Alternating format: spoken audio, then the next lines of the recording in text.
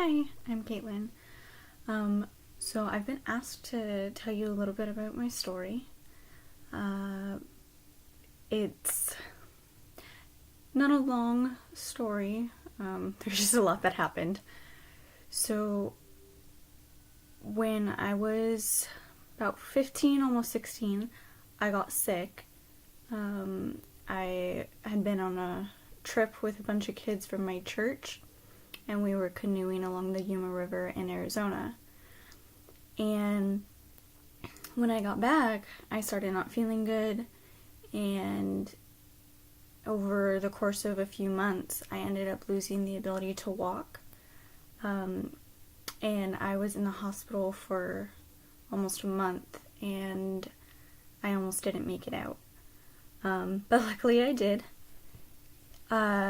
It wasn't until last year, actually, so 8 years after I got sick, that I found out that what I had was Guillain-Barré.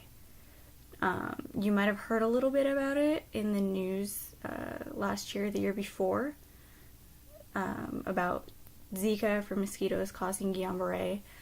They don't think that's what I had, or they don't think that I got it from Zika, because I didn't have any of those markers in my system.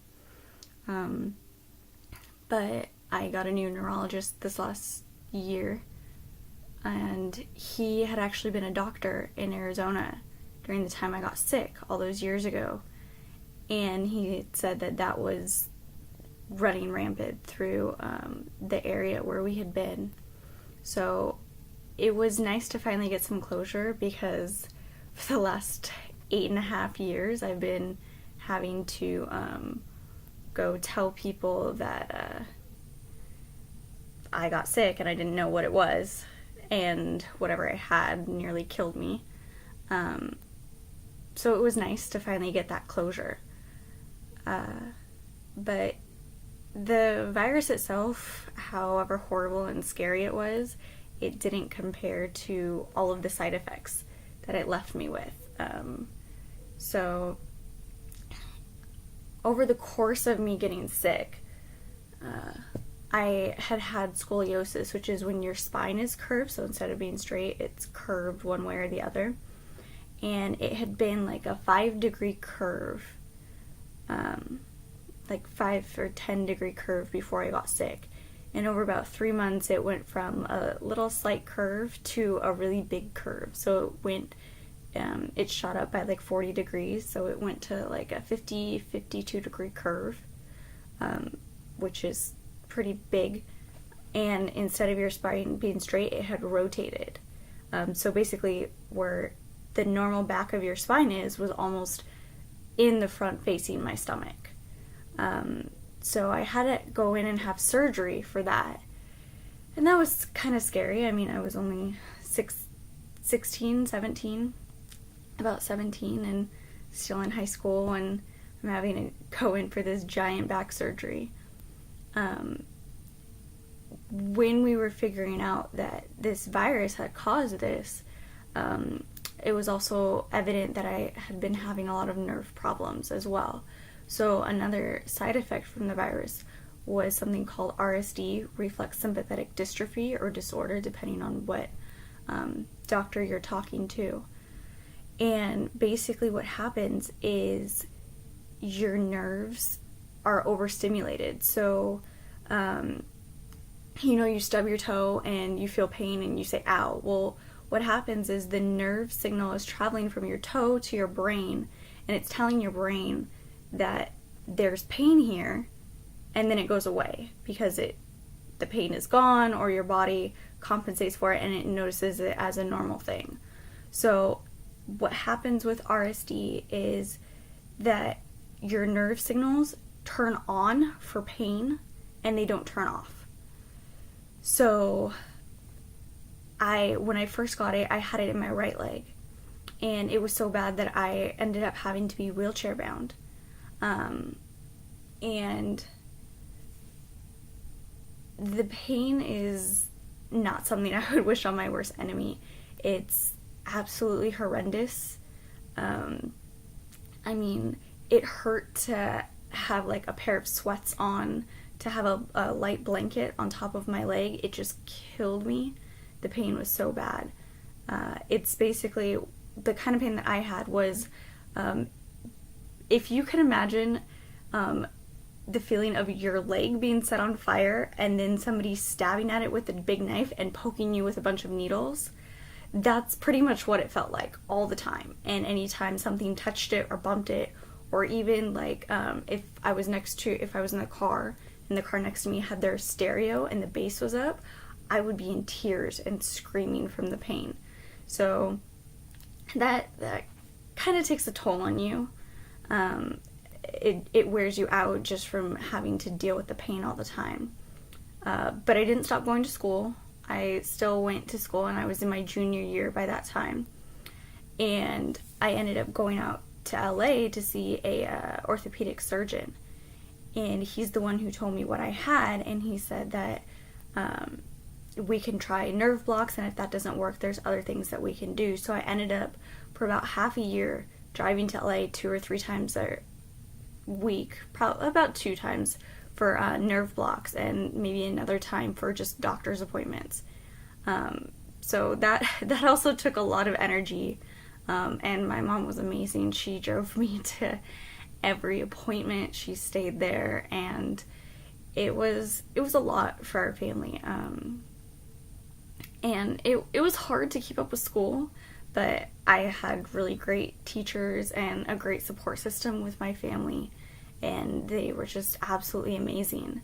I'm kind of like an OCD type A personality, especially when it comes to school, so I would be really upset when I had turned assignments in late, and my teachers and my family were really the ones that kind of pointed out, you know what, sometimes that's just going to happen when you're going through stuff like this, and if you keep getting upset over those little things, then it's not going to help you to get better. And so that was very helpful, because stressing about school on top of stressing about being sick is just not good, and it doesn't make things better. But during the course of going down to LA, I would be getting treatments, and so what they do is they do a nerve block, which means they give you a light sedation, and they insert needles into your spine. Mine was the lower area, almost right above the hip region of your spine. It's called the lumbar region, and they would insert these needles with anesthetic and medication, and that would help for like a day or two. It was so effective, I was actually able to go to my junior prom with a bunch of friends, and I went down the day before and got the nerve block, and then the next day was my prom, and so I went to prom in a wheelchair.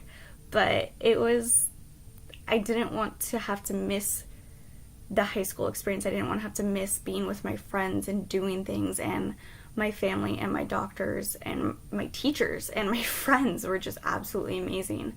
I remember at prom, my friends took me out on the dance floor, and so we were dancing, and I was in a wheelchair, but I mean, it was still fun, and the very last song of the dance was a slow dance, and one of my guy friends picked me up out of the wheelchair and held me, because my leg had weakened so much, it had atrophied so much, I couldn't stand, I couldn't walk, and so he held me so my feet weren't touching the floor, and he danced the last dance with me, just so I wouldn't be sitting in the chair by myself, and that I would feel included. And that was one of the sweetest things. You get a lot of looks from people. A lot of people don't understand when you're going through illness or you're handicapped or something like that, but you also get a lot of people who are so sweet, and they just go out of their way to make you feel included. I remember like the first week of high school, it was almost kind of divided, because most kids had never been around anybody in a wheelchair, and I had a few friends who just didn't know what to say, and they would actually avoid me, and that was hard. These are kids that I had known for years, and then there were kids that I barely knew, and they'd come up and start a conversation, and they'd offer to push me to class, or anything, or go get me food or something, and it's just those little things that kind of help make it all better. One of the funniest things, I had never thought about people looking at you weird if you're in a wheelchair and you're at the mall. But they definitely look at you weird when you're shopping for clothes, especially shoes. Yes, if you're in a wheelchair, you do need shoes, because the irony is when you go into stores, those signs say no shirt, no shoes, no service. And that actually still applies if you're in a wheelchair a lot. Some people don't really care, but most stores do.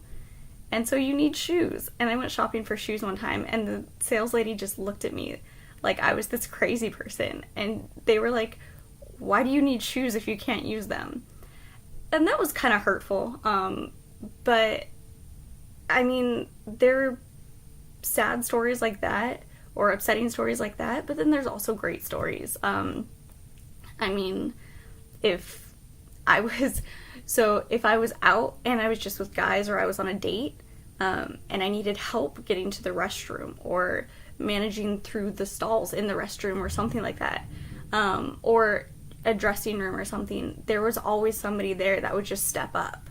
And to me, I just thought that was amazing. So, I mean, there's great stories like that too, but it does get hard, and it does get lonely when you're the only person that you know that's going through something. And I kind of realized over the course of that everybody's going through something, and it might not seem like a big deal to you, but to them, it's life-changing. Like, I don't know, you get a ticket or something while you're driving, and for a kid, that feels like it ruins your life, because you lose your phone privileges, you lose everything, and or you get a D on an exam or something, and it's just, it shakes you, but you just gotta move on. You gotta think about, all the good things, and yeah, there's some bad things too, but that's just life, and that's what happens, and it's happening to everybody. You're not alone in that. And I kind of realized that, so in high school, when I was in the wheelchair, I would sit down at lunch with my friends, and we would actually have some really deep conversations looking back at it for being in high school, and we would talk about life and, this kind of stuff, and that helps so much, just having somebody to talk to. And I mean, we'd talk about just stupid kid stuff too, but feeling that you're not alone is probably one of the most helpful things ever. Knowing that you're not the only one struggling, it really helps you get through tough times. So after I had gotten a bunch of these nerve blocks that summer between junior and senior year, I went and had my back surgery. And what they ended up doing was they ended up taking out 5 discs. So discs are they're softer than bones. They're kind of like cartilage, like you have in your joints. And they're between each vertebrate bone. So they ended up taking out 5 of those. And what they do is they fuse it. So it's kind of like a cement thing. Like you take a seam and you put like cement. So what they do for back surgery, what they did for mine anyways, was they removed a rib from my right side, and they crush it up and put it into like this semi-liquid texture, and then they inject it into where those discs have been removed. So the middle of my spine is one solid bone now, and that makes mobility a little hard, but you get used to it after a while. One of the other things they did was to stabilize my spine. They had to insert 33 screws and 2 rods. I'm lucky. A lot of people who have this surgery have a full back fusion, so all the way from your neck all the way down to the bottom of your spine basically is fused and has like these 2 giant rods. I had a great surgeon who had pioneered this new surgery, and he just did the section that was curved and straightened it out, and he also turned it so the back of the spine was facing back. And you wouldn't think that that makes a huge difference, but it really does. So I remember after my back surgery, excuse me, when I was starting to feel better and I was home, I realized that my rib cage wasn't sideways anymore, and I hadn't been able to figure out like why it felt weird to breathe. I just thought, I had surgery and all this kind of stuff. But then I realized on one of my follow-up visits when he was saying that, yeah, we straightened out your rib cage because we twisted your spine. So there's just all these little things that happen from something like that. And one of the other things they did while they were in there was they cut 6 inches of my nerve. So you have your spine, your spinal cord, and then you also have your sympathetic and parasympathetic nerves. So sympathetic nerves are for things like touch and heat and temperature and pain. And he cut 6 inches of that nerve that goes directly to my right leg. So my brain doesn't get that signal anymore. It still gets some signal. I mean, I can still feel my leg. And if I dropped a 20-pound weight on it, I would feel that. But it's not as sensitive as my left leg. What that also does is the sympathetic nerve is what controls your ability to sweat. So you figure your leg is a really large part of your skin as a whole. And so losing the ability of sweating in that region actually means that your entire body isn't really able to temperature control and regulate as easily and as well. So just something like that can change how you deal with weather. I mean, out here we don't have a big weather variation, but not being able to control how hot you are in the summer and be able to control how cold you are in the fall and winter, that's something that you have to rethink. And it took me a few years to kind of work with that and figure out, okay, it's 80 degrees and I might be cold, so I need to always have a sweater just because my body doesn't regulate temperature, or it's just those little things. And my family actually would help me. They'd keep track of things, and then we'd try and figure things out. My dad's really good at searching the internet and trying to find any weird little thing that might help. So I still kind of have those issues, trying to figure out if something's off. You wouldn't think that one little virus is going to change so much, but it really does. And there's really, I don't think there's any way to get through that on your own. I know I definitely could not have gotten through any of it. So unfortunately, the type of RSD I have is not localized, so it means that it can travel. And I've had RSD. It started in my right leg, and I've had it in my left leg, my arms, and I spent a good amount of time in college, in and out of a wheelchair, just because it would pop up. I'd get overstressed or not enough sleep, or I'd get a fever, and all of a sudden I have an RSD flare-up.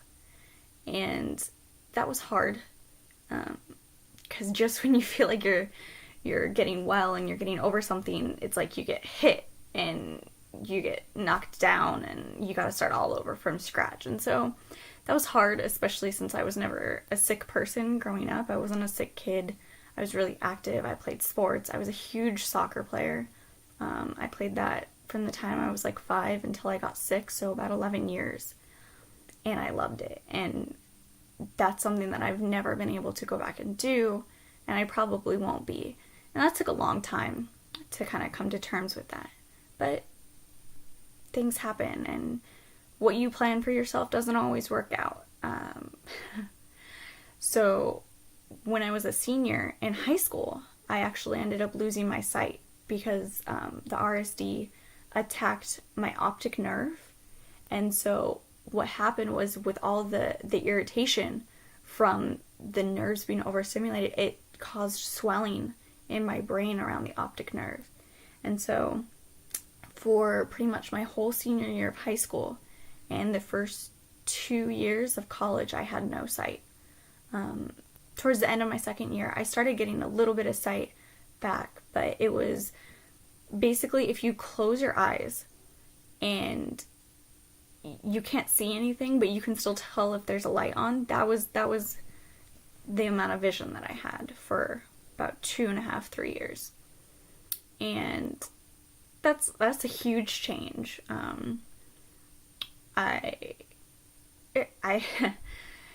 It was a huge change for not just me, but for my family. And they helped me get through it. My friends would walk me to class. They would carry my stuff. They would read things to me. My mom read all of my homework out loud to me, and then I would answer, and then she'd write it down.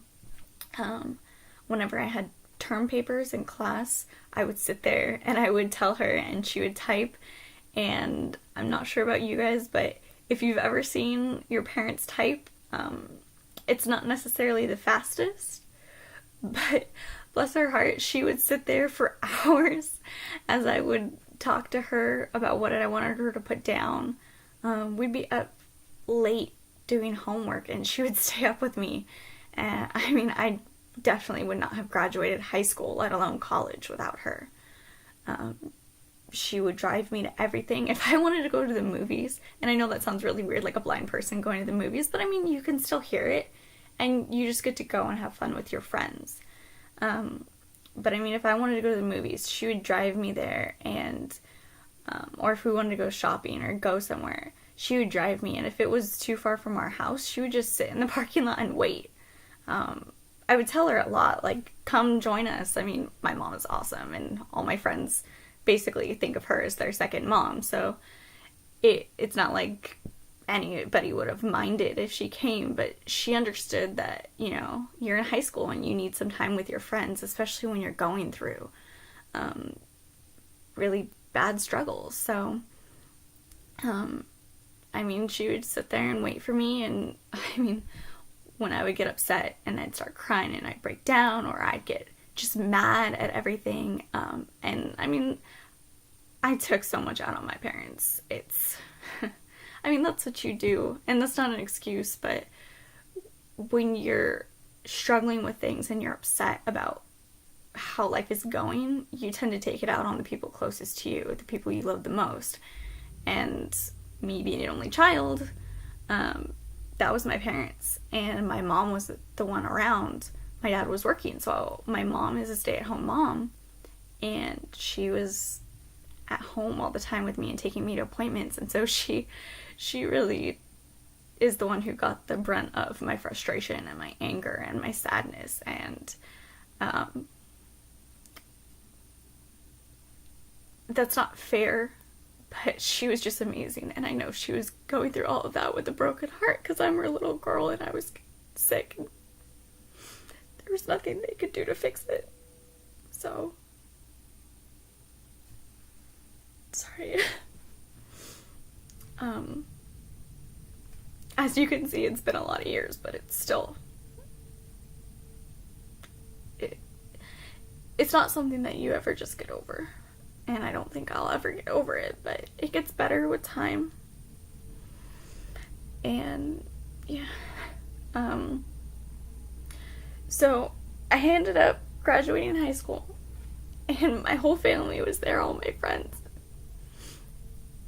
And when you practice walking across the stage, because I went to a small private school, so we had a small graduating class. For our school, it was the biggest. We had about 100 kids graduate, which is nothing compared to most public schools. But so when we graduated, I had practiced with the professor, I've been in college too long, with the principal, and I walked up onto the stage, and then from the edge of the stage, I handed my Sinai cane, you know, the big white cane that you see all blind people have, and I handed the girl that had walked me up, I handed her the cane, and I still remember, it is 6 steps from the side of the where the principal was standing. And it was 6 steps. He handed me my diploma. And then I took 6 steps to the center of the stage, and I turned around and I faced everybody. And it was so quiet when I was taking those steps. I mean, you could have heard a pin drop. Everybody, I could just feel, was holding their breath, hoping that I wouldn't trip. Because, you know, I was in high school and I was graduating, so I, of course, wanted to wear heels, which I don't know why I did that. But it was something that I would have done before I got sick, so I just wanted things to be the same. And when I turned around and faced everybody, it just, like, erupted in this roar of cheering.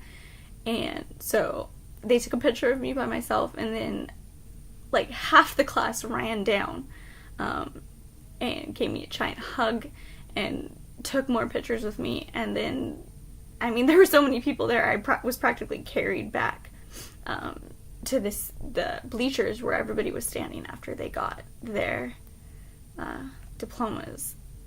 And that's just really indicative of, you know, how you get through this stuff, is people who are around you and gonna lift you up and help you through. And I ended up getting into college. I went to La Sierra University and I graduated. It took me 5 years, but I graduated with a bachelor's in science, in biomedical science, pre-med, and with a minor in psychology. So, I mean, I was going through college the whole time, and I was having random RSD flare-ups. I was in and out of a wheelchair. The first few years I had no sight, and it's funny to say, but science classes, biology, not hard without vision. Calculus, math is absolutely terrible when you don't have vision. And so I get asked, like, what's the hardest class you ever took? And I usually say calculus, and then the next thing is organic chemistry.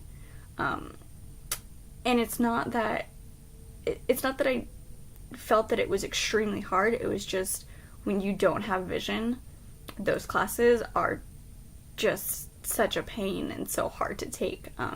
And again, I had friends in college who would sit and they'd read through the textbook, they'd read through our assignments. There are aides at school who would sit down with me, and I mean, a 2-hour test would take 4 hours just because you have to read through everything, and they'd have to explain the diagrams. And I mean, definitely for me, none of my degrees I've gotten on my own. It's been the people who have been around and supporting me and been there and been reading books and assignments and exams. I had this great professor my freshman year who actually would sit down and he'd read me the test himself just to make sure that I understood that like any of the diagrams and things were explained correctly, because it was biology, and as a freshman you don't always understand. And I ended up working for him for 3 years in research, and I loved it.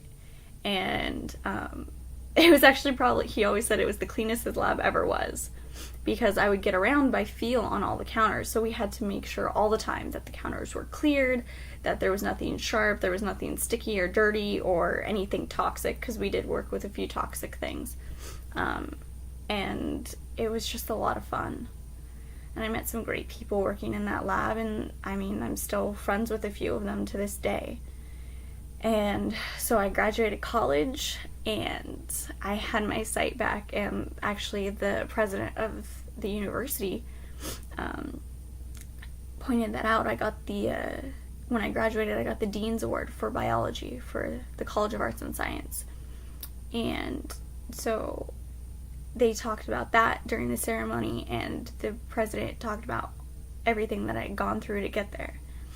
And people I had never talked to came up and were telling me that, you know, that's so amazing. And going through everything, knowing that, you know, you can touch somebody's life just by having them hear your story, it doesn't make it worth it, but it makes it a lot better. And so yeah, I graduated college, and now I'm about to graduate with my master's in public health for health education. I'll be done in June. I'll be graduating in this June of 2017, and I'm not sure if I'm gonna go start working or possibly get another degree, but my hope is to go into personal preventive care, so helping people figure out, what they're struggling with and how to overcome that, how they can overcome that themselves. And a lot of that is just driven by everything I've been through. When I was little, growing up, I had always wanted to be a surgeon. And that's not something I can really do. I have most of my sight back now. I can't see details that well. I can't see well enough to read or to drive. But even if I got my sight back, I wouldn't be able to physically go through med school. And that took a long time to be okay with. And, sometimes you just have to let go of some of your dreams and find new ones. And that's okay. That's just part of life. Not all your dreams can come true, and I know that sounds terrible, but, life happens, things get in the way, and you just have to find new dreams and hold on to them a little tighter. And, yeah, I would definitely say anybody going through anything, it doesn't have to be medical. It can just be anything. Struggling with school, home life, a relationship. Trying to do it on your own is not gonna help. It's not gonna happen. And even if you think you get over it or you get through it, it would have been so much easier if you had just found even just one person to talk to, or to find some help. And it's trying to go through things on your own is just not, it doesn't work. I cried a lot, I yelled a lot, and I had great friends and family who would sit there and listen to me, or they'd cry with me, or they'd get mad with me. And that is really the best thing about life, is that we're not here, we're not alone. And we don't have to be. There's this whole world of people. And no matter the differences that we might think we have so much more in common. I always say one of the best things about losing my sight was that I got to see the world and I got to see people. And that might sound weird, but when you can't see, you actually see a whole lot more. Because you stop focusing on the details and the appearance and how something actually comes across, and you just are able to sit and listen. Listen to people, listen to the world, and it makes life a whole lot better. And as weird as it sounds, that's probably one of the things that I thank God for, is that gift of not being able to see. I definitely am so thankful that I got my sight back, because that also makes life a lot easier. But those moments of appreciating life and appreciating people for who they really are and not just the way it appears is probably one of the best gifts that I've gotten. So I hope this has been helpful. I hope for anybody going through something hard in their life that this helps you to maybe reach out, if you haven't, to somebody, or encourages you to stay strong and keep talking to people. And I hope you guys have a great year.